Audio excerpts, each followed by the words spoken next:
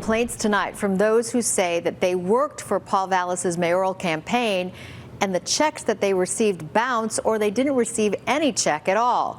That's on top of the lawsuit that Vallas has filed against one of his political consultants, as Vallas now tries to redeem the money he had paid him. Our political reporter Mary Ann Ahern on the story for us tonight and has the very latest. Mary Ann. Allison, it was not until after Election Day that Paul Vallas said he realized a top aide was given $700,000 but had no receipts for the work. Vallas raised more than $20 million. Others who say they also worked on the campaign are upset they have not been paid, or those checks, they bounced. He completely stabbed us in the back. These former Paul Vallas campaign workers say they are still waiting to be paid. Some received checks that bounced. They owe me over $2,000 easy. My checks, they bounced also.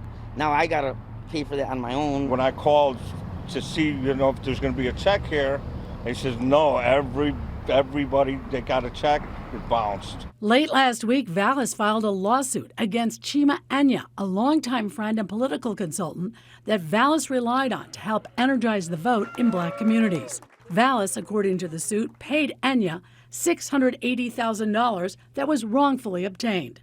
Tom Bowen is a Democratic strategist. Pretty unusual for campaigns and candidates to have any dispute go publicly like this. Vallas blames the money given to Enya for why others have not been paid. According to the lawsuit, quote, because of the $700,000 diversion of funds, checks issued from Vallas to individuals and vendors who legitimately performed services for Vallas for mayor have been returned unpaid.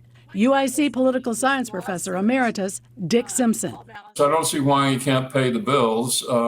It isn't unusual for campaigns to have to raise money after the campaign to pay off all of the accounts. They spend everything on election day itself, but usually they simply throw a fundraiser. Enya vigorously defends the work he did and adds in a statement, quote, in the end, the voters were right. Paul Vallas did not deserve to be the mayor of the city of Chicago. The buck stops with the person whose name is on the ballot. Also tonight, Paul Vallas' attorney tells us that the campaign is making good on all of the checks.